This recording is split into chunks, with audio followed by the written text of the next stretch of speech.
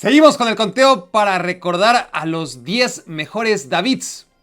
O quizás, debo decir, los 10 más patéticos Goliaths.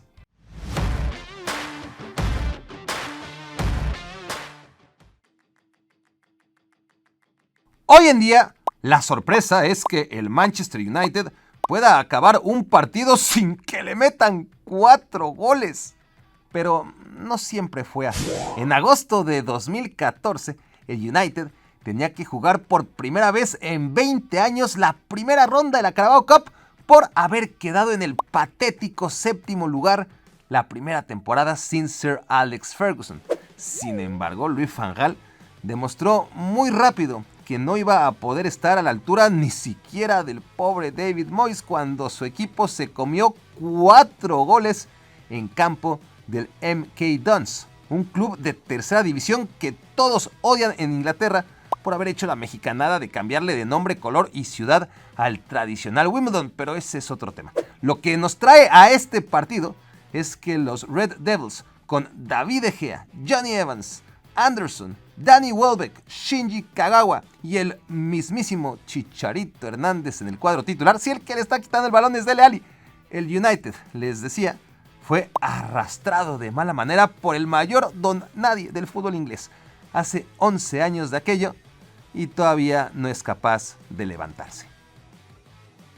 La racha más impactante de victorias en la historia del fútbol corresponde a la selección española, que entre 2007 y 2010 cosechó 37 triunfos, 0 empates y una derrota en 38 juegos.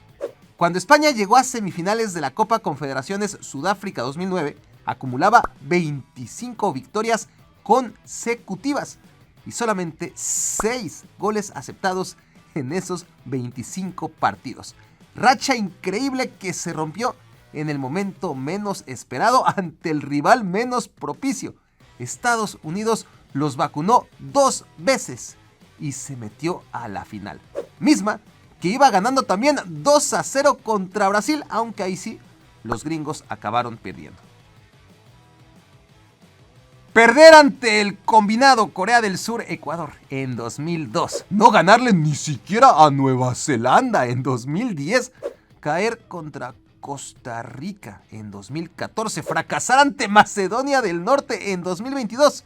La selección italiana tiene su propio ranking de ridículos históricos ante selecciones menores, pero lo de 1966 contra Corea del Norte seguirá siendo la madre de todas sus vergüenzas. Norcorea e Italia se enfrentaron en el tercer juego de la fase de grupos de la Copa Mundial Inglaterra 66. La URSS estaba ya clasificada y a Italia le bastaba con el empate para avanzar a cuartos de final, pero no señor, se encontraron con un rival de disciplinados soldados que no les dieron respiro. La archidesconocida Corea del Norte ganó 1-0. Eliminó a Italia y de regreso a la selección azzurra le lanzaron tomates en el aeropuerto de Génova. Boca Juniors fue campeón de la Copa Libertadores en 2000, luego en 2001 y después en 2003. Los de Carlos Bianchi llegaron a la final de la Libertadores 2004 para reclamar su cuarto trofeo en 5 años. Parecía la final más dispareja de la historia. Aparte, Boca venía de vencer en semifinales ni más ni menos que a River Plate, así que ya no había manera de pararlo. Once Caldas, en cambio, jugaba la tercera Libertadores de su pequeña historia y nunca antes había pasado más allá de la fase de grupos. Pero si vieron la primera parte de este video, ya sabrán que Carlitos Tevez es la mayor mufa de las finales aparentemente fáciles. En la ida, el pequeño equipo colombiano sacó un milagroso empate a 0 en la Bombonera. En el partido de vuelta, quedaron 1-1 en Manizales. No es que a la hora de los penales, Once Caldas no sufriera los milenarios síntomas de pecho frío que acusan los colombianos en estas circunstancias.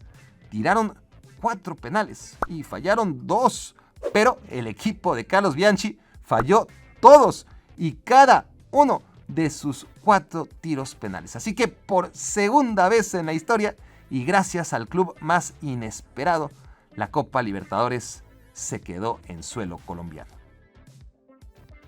En 1993, Zambia tenía a su generación dorada. La selección estaba camino a clasificarse al primer mundial de su historia cuando todo se fue a la mierda. Su avión se estrelló en Gabón. Todos los tripulantes fallecieron. Pasaron 19 años y en 2012, por esas cosas que a veces tiene la vida, la Copa Africana de Naciones fue celebrada en Gabón. La selección de Zambia volvía al lugar maldito donde aconteció aquel desastre aéreo y, a pesar de tener uno de los equipos más limitados, puso al continente de cabeza hasta colarse en la gran final. Pero todavía faltaba lo verdaderamente épico, lo imposible: vencer al gran gigante africano, la Costa de Marfil, de Didier Drogba, Yaya Touré, Kolo Touré, Gervinho y Salomón Kalou. Una selección que buscaba romper con la maldición de 20 años sin ganar la Copa Africana de Naciones y que parecía tener al mejor rival posible para conseguirlo al fin. Pero no, empataron 0-0. La final más tensa en la historia de la Copa Africana debía decidirse en una larguísima tanda de tiros penales que duró 18 minutos. Los primeros 14 tiradores anotaron cada una de las ejecuciones. Iban 7-7 hasta que el octavo tirador de Costa de Marfil, el experimentado Kolo Touré, falló. Ahora, Zambia solo tenía que meter el siguiente penal para ser campeón, pero le tocaba a un cara de niño al que le temblaron las piernas y no pudo con la presión. Había que seguir tirando. El manchón penal era ya un agujero cavado involuntariamente después de tantos penales, y entonces Gervinho falló. Y a continuación, el noveno tirador de Zambia se resbaló en el hoyo, pero anotó. 19 años después de la abominable desgracia, Zambia había vuelto a suelo gabonés, reforzado por unas fuerzas difíciles de explicar, pero que claramente estuvieron ahí para empujarles a conseguir lo imposible. Porque la verdad es que el campeón no jugó con 11, sino con 22 almas. Apunta bien esta fecha, pero de verdad. 11 de junio. El 11 de junio faltará un año para la Copa Mundial de 2026. Y el 11 de junio celebraremos el primero de 5 sorteos entre miembros de este canal para llevarme a uno de ustedes al Mundial. De hecho, a 5 de ustedes, pero el primer sorteo será este 11 de junio y a partir de ahí cada 2 meses. Así que mientras antes te hagas miembro, más oportunidades tendrás de ganar. Alemania se separó en 2 naciones tras la Segunda Guerra Mundial. Entre 1950 y 1990, sus 40 años de existencia, la selección de Alemania Oriental solamente pudo clasificarse a una Copa del Mundo, paradójicamente justo la que se jugó del otro lado del muro. Por si la tensión no fuera ya máxima, encima las 2 Alemanias salieron sorteadas en el mismo grupo de aquella Copa del Mundo de 1974. Tenían que jugar el tercer y definitivo partido de la primera fase. Menos mal que ambas llegaron clasificadas tras haber ganado sus 2 primeros partidos y solo se jugaban el primer lugar de grupo. La Alemania Oriental, contra toda lógica, venció 1-0 a la poderosa anfitriona, que acabaría ganando aquel mundial tras tan bochornosa derrota. Derrota que, por cierto, le permitió jugar la segunda ronda con Polonia, Suecia y Yugoslavia, mientras que el primer lugar de grupo, la Alemania débil, tuvo que cruzarse en segunda ronda con Brasil, Argentina y Países Bajos. Por eso dicen las malas lenguas que la Alemania fuerte en realidad se dejó perder para convenientemente quedar en segundo lugar. La selección hondureña fue incapaz de obtener una de las 6 plazas designadas para CONCACAF en las Copas América 2016 y 2024. Por lo tanto, su participación en la Copa América 2001 sigue siendo la única de su historia. El relato de cómo la selección danesa sustituyó de emergencia a Yugoslavia y acabó ganando la Euro 92 es bien conocido y ya lo conté en la primera parte de este video, encuentren el link en la descripción. Pero aquel tercer lugar de Honduras fue todavía más increíble. Argentina canceló su participación excusándose en su temor por la seguridad. Y Honduras fue invitada para reemplazar al albiceleste literalmente un día antes de la inauguración. Los catrachos sorprendieron metiéndose en cuartos de final y entonces sí, aconteció el momento David contra Goliat cuando se las vieron contra Brasil, el bicampeón de las ediciones Bolivia 97 y Paraguay 1999. Una selección brasileña favorita para el tricampeonato y, como siempre, con ausencias notables, pero que tenía a varios jugadores que un año después ganaron el pentacampeonato del mundo en Corea-Japón 2002. El portero titular Marcos y el suplente Dida, Denilson, Belletti, Junior, Juninho y a otros ampliamente admirados como el otro Juninho o el capitán Emerson que se lesionaría antes del Mundial, o el legendario Mario Jardel o Alex. En fin, como siempre en esa época, Brasil, aún con equipo alternativo, seguía siendo el mejor del torneo. Aparte, por su participación de último segundo, a Honduras tampoco le prestaron a varios de sus mejores jugadores, por ejemplo, Carlos Pavón, Tyson Núñez, José Luis Pineda o Julio César Rambo León. El caso es que la H le pintó la cara 2-0 a la selección brasileña para avanzar a semifinales de una Copa América a la que ni siquiera le invitaron formalmente. Así fue, aunque usted no lo crea. Jerzy Dudek, Mamadou Diarra, Karim Benzema, Rafael van der Vaart, Raúl Albiol, Christoph Metzelder, Guti, muy relajado y sonriente, por cierto, Raúl González, Esteban Granero, Álvaro Arbeloa y Royston Drenthe. Fernando Gago, Marcelo y Ruud van Nistelrooy entrando desde la banca para empeorar todavía más la situación. Entrenador Manuel Pellegrini, sí, aquel que dirigió a River Plate cuando perdió la final de la Copa Sudamericana contra el Cienciano, en la noche más bochornosa del Real Madrid. Acontecida en un repleto estadio Santo Domingo al que acudieron 2.997 afortunados espectadores que presenciaron el partido de ida de la primera ronda de la Copa de Su Majestad el Rey, edición 2010. La agrupación deportiva Alcorcón es el club de un municipio madrileño a 20 minutos del centro de la capital española y que jugaba en tercera división cuando le ganó al Real Madrid con la pura camiseta. Su nómina, contando utileros, vigilantes, empleados y todo, era de $500,000 de euros en total, comparada con los más de 10 millones de euros en promedio que ganaba cada uno de los futbolistas del Real Madrid, a quienes le patearon 4 veces el trasero aquella noche inexplicable. Pero si el partido de ida fue una escandalosa hazaña que se relatará por los siglos de los siglos, no menos heroico fue el juego de vuelta, donde el Real Madrid puso a Pepe a repartir leña, a Kaká a arrastrar todavía más con su prestigio, a Gonzalo Higuaín y a toda la artillería pesada necesaria para conseguir la remontada, y Alcorcón salió ileso, perdiendo apenas 1-0 ante 79.500 devastados espectadores en el estadio Santiago Bernabéu. La hiperfamosa final Brasil-Uruguay, mejor conocida como el Maracanazo, no arrojó el único resultado inesperado en la Copa Mundial Brasil 50. Hubo otra sorpresa mucho más grande, la más grande en la historia de los mundiales. Ocurre que la de Brasil no era la única selección temible de aquella Copa del Mundo.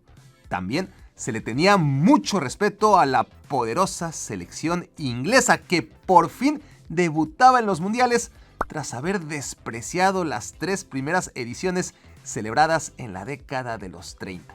Terminada la Segunda Guerra Mundial y tras 12 años de ausencia, el Mundial de Fútbol regresaba con un morbo especial: la presencia de Inglaterra, los inventores del fútbol que por fin se habían dignado a medir su nivel con el resto. Estados Unidos era en cambio un equipo de jugadores amateurs, Echen un ojo nomás a sus resultados más recientes. Eran el San Marino de mediados del siglo XX. Estaban tan desinteresados por el deporte al que llaman soccer, que fueron incapaces de reunir a 11 futbolistas en todo el país y al final armaron un equipo con 3 jugadores que ni ciudadanos americanos eran. 2 de ellos nunca lo fueron. Todo fue tan improvisado que Estados Unidos ni siquiera tuvo un entrenamiento antes de viajar a Brasil. ¿Se imaginan a Inglaterra ganándole hoy a Estados Unidos en un mundial de básquetbol? Pues el equivalente fue exactamente lo que pasó.